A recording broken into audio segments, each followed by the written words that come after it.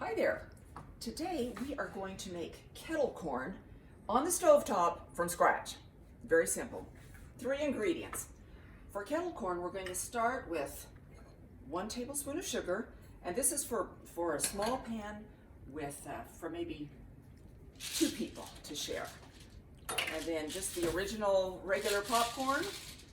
We're going to do 3 kind of full tablespoons. So you have 1 tablespoon sugar, 3 tablespoons of popcorn, and 1 tablespoon of just regular vegetable oil.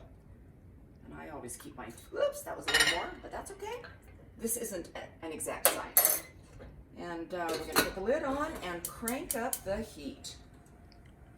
Now, oh, come over here, Roger. Just take a look at this. So, I just want you to take a look at the pan. It doesn't dissolve quickly initially. So you'll see clumps of sugar and such, and that's perfectly normal. But we're going to get the lid on it. What I was going to mention is that you can do any size you want. You know, if you wanted to do a double batch, get a little bigger pan. Make sure, though, that the lid is tight. The lid has to be tight fitting. And if you wanted to do like a quadruple batch, you know, just get a bigger pan. But once again, make sure the lid is tight fitting.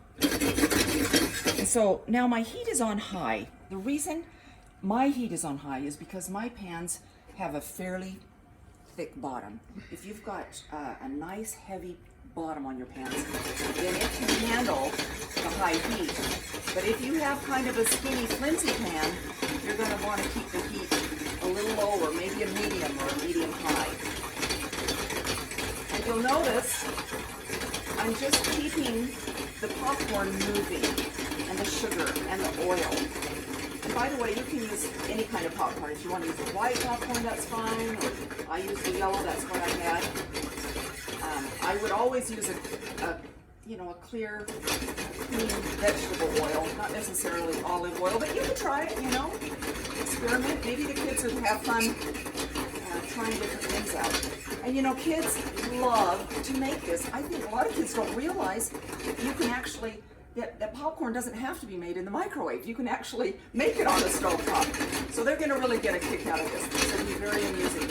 And it'll be fun for them to try different kind of flavor combinations. If you wanted to flavor it in any way. Oops, that's kind of squeaky. With maybe some different sugars, or if you want to get crazy. Really, the time to flavor it is after it's popped, and not necessarily during. But the sugar does have to be added. If you're making kettle corn, the sugar has to be added initially. Ooh. Now I'm just going to kind of mix that up this way on the heat. Maybe I do it the other way just to stir it evenly. Alright. So, we're going to listen for some popping.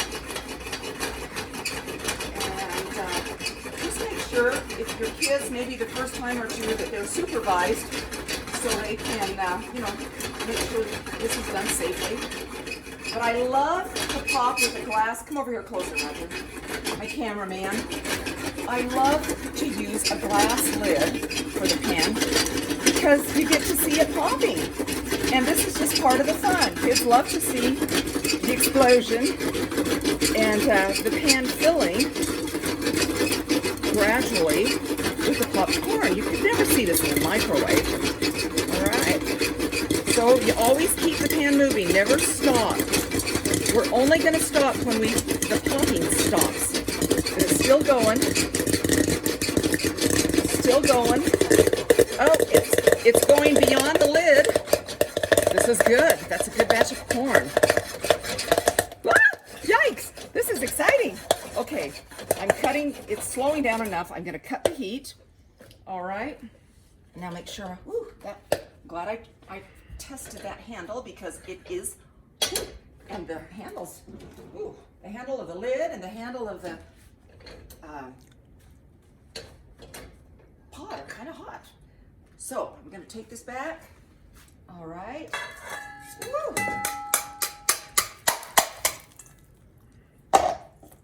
Let's see. it makes more than you think. This may be more for like 4 people. I don't know. It depends on how hungry you are for popcorn. But I'm going to put that in there. And you notice how the pan might have a little residue of, you know, sugar and caramelized sugar. All you have to do to clean that, just take it to your sink. Are you following me, Raj? Okay. And gonna steam. Just put some water in there and let that sit for, oh, I don't know, 30, 40 minutes. And it will just dissolve and be a breeze. You know, it'll cool off by then. Everything will be dissolved. You can just throw it in the dishwasher. No big deal. Okay, so we're back here. Woo! Where's the dog? Where's the dog? All right. And you can see, I don't know if you can see it, but some of these, they're shiny. And it's because of the sugar. So we gotta have some salt, right? I don't know. Can I? Ooh, here. How about Roger? Can I? I don't know. Can you see this? Can you see the sheen on that? Awesome. So that's the delicious kettle corn part. But we're gonna add a little. We're gonna add a little salt. Now this would be the time to, if you wanted to add some different seasonings. Some people put, what's that yeast? Brewer's yeast on it. Some people even sprinkle it with soy. I think we need some more salt though. Oh, and by the way, if you didn't want to do kettle corn, but if you wanted to do just plain corn, the only difference in the recipe is you just leave out the sugar. So you would do 1 tablespoon of oil with the 3 tablespoons of popcorn. And once again, that recipe is easily doubled if you want to use a bigger pan. Let's go tiny bit more salt. You might taste it as you're stirring. Let's see. Let's see what we got. Oh, I love this. This is so much better than the microwave kettle corn. Oh, this is good. If you've got cute little popcorn bags, you know, that's always fun. Or just get some bowls, get a bowl for everybody, and just pass it around. And, you know, fire up a movie. Have fun.